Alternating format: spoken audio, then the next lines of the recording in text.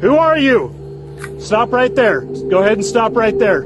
This Idaho state officer is pointing his flashlight at 70-year-old Alan Bruce. He has no idea that the man he just ran into was in the middle of dumping human body parts in a nearby river after murdering, dismembering, and meticulously covering up the crime scene. Okay, so what are you doing? Got a procedure problem going on down here, and I just want to make sure you weren't that guys.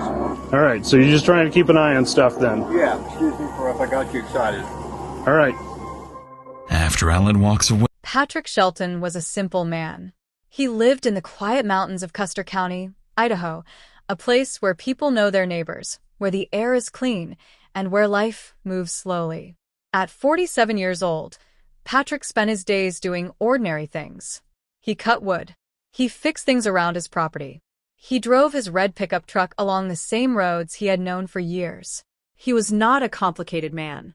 He was just a man who lived a quiet life in a quiet place. But in the spring of 2025, something went terribly wrong. Patrick knew a man named Alan Bruce. Bruce was 70 years old, known around the area as a handyman. The two men had crossed paths many times. For a while, things were fine between them. But over time, small problems turned into bigger ones. There were arguments about property. There were angry messages. There was tension that never went away. By early May 2025, the relationship between the two men had broken completely. Alan Bruce was worried. He believed Patrick was a danger to him. But instead of picking up the phone and calling the police, instead of letting someone else handle it, Bruce decided to handle it himself.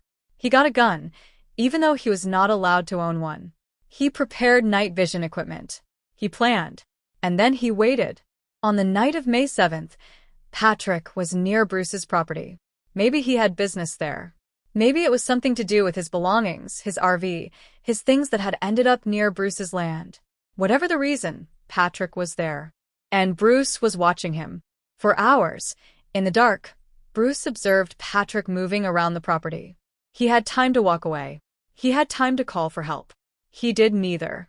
At some point, Bruce approached Patrick with his rifle. Words were exchanged. And then a single moment changed everything. Bruce fired. Patrick was gone. What came next was not panic. It was not remorse. It was something colder than that. Bruce did not call 911. He did not tell anyone what had happened.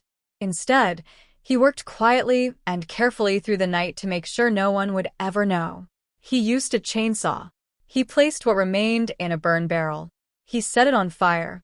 When the fire died down, he drove the barrel to a bridge over the Salmon River and dropped it into the water below.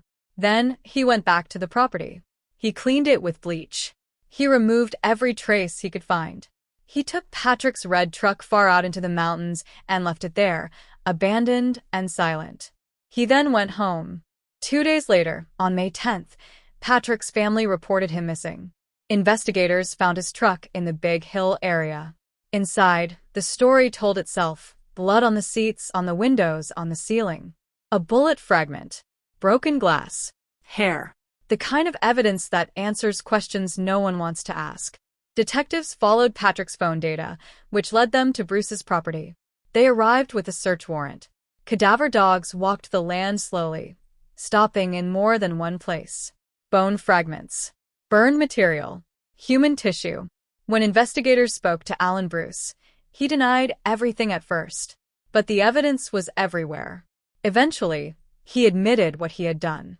When asked why he had never called for help, he said 7 words that still echo: shoot, shovel, and shut up. On May 12th, Bruce was arrested. He was charged with first-degree murder, destruction of evidence, failure to report a death, and unlawful possession of a firearm. His bail was set at $1 million. In court, Bruce said he was defending himself. But the facts told a different story. He had prepared. He had watched. He had planned. And after the shooting, he had hidden everything he could. A self-defense claim does not include a chainsaw and a burn barrel. Bruce later accepted a plea, acknowledging the evidence could convict him, while still refusing to say he was guilty. The charges were reduced to second-degree murder. In November 2025, A judge sentenced him to 20 years in prison, with at least 10 years before any chance of release. Most of Patrick Shelton's remains were never recovered. The Salmon River carried them away. Searches were conducted, then quietly suspended. Patrick went out to gather firewood one morning. He never came back. His story did not end the way it should have. But it is a story worth knowing, worth remembering, because behind every case like this is a real person who deserved better. If this story moved you, please take a moment to subscribe. New stories like this arrive every day, told slowly and carefully, the way they deserve to be told. Come back tomorrow. And if you think someone else needs to hear this, share it with them. It only takes a second, and it means everything.